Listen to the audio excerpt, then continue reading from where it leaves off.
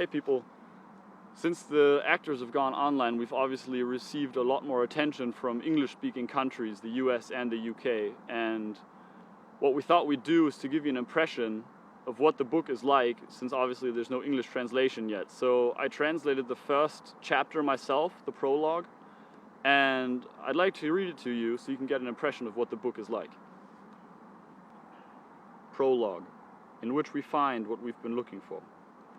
241 ATH, 2639 AD, the jellyfish phase, 13th changeover.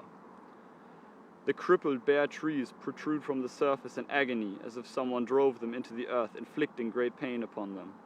They are firmly anchored in the ground, chained to the depths, their dried extremities unable to find sustenance, their bony arms split into myriads of branches that reach into the dreary sunlight, all of them ending in thousands of thorns sticking out like double-sided needles in all directions. A forest of ash-gray skeletons lines the road. As if taken from a distant dream, they give rise to dissonant memories of the past. They seem to have built a world out of these memories, until they became nothing more than one themselves. Sorrow has bent their wrinkling bodies, filling every nook, drowning every crevice. Now they stare motionless into the emptiness, a last unseen accusation directed at those who lost interest in their fate a long time ago. They are old souls left behind in a fallen existence, like us. We found the silence we have been endlessly searching for in worlds where we have nothing to lose beside ourselves. Instead of relief, it brought us sorrow. Instead of silence, loneliness. Instead of balance, pain. It created room for dreams we knew could never come true, and we ended up lonely, unable to find ourselves. We are still waiting in that world, probably the worst one of them all. A world where the only beauty consists of the rings of waste that have formed around the planet, rings that eerily glisten in the flat sunlight. A world where the radioactive fog clings so closely to the ground you could think it wants to suffocate everything beneath it. The steps of my bloody feet echo off the crumbling asphalt, absorbed by the haze that has been pressed to the earth by the dead air. Haze that covers the road and forest floor like a thin carpet, where disturbed wrinkles spread like waves in the sea, both heavier and lighter than water at the same time. A dark night has enveloped the earth. The shimmering rings are reflecting some sunlight back through the clear skies, covering everything in a delicate golden glow. The reflecting particles in the air shine more beautiful than the stars, but also make it hard to breathe. They burn in my lungs.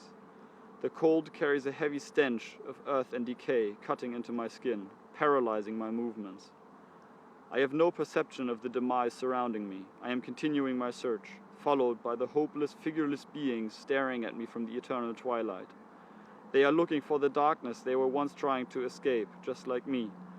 The scope of destruction that would have best stayed hidden in the abyss of shadows is becoming apparent. Toxic earth, abandoned cities, and in between, me, on the road leading to no place I'd like to reach, looking for the ones who abandoned themselves and me in the darkness. Echoing steps of unfamiliar people behind me. They have been following me for so long that I have no memories without their presence. Predators have joined their prey, and the prey has to accept their presence because it's the only thing preventing its demise.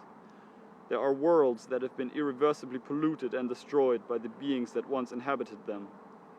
Worlds whose foundations have been broken, which no longer provide a home for souls like us. We are still waiting in one of these worlds, probably the worst one of them all, reality. So I hope that got you a small impression of what the book is actually like. You can tell it's pretty thick. It's, 1,000 pages, something like that. This was only the first two, so I hope you liked it. If you did like it, please support the campaign, share the campaign, let people know what we're doing, trying to make this book into a series. We are also working on an English translation, but for now you're going to have to put up with my English, which is by far not great. So I hope you still liked it, and we'll see you soon.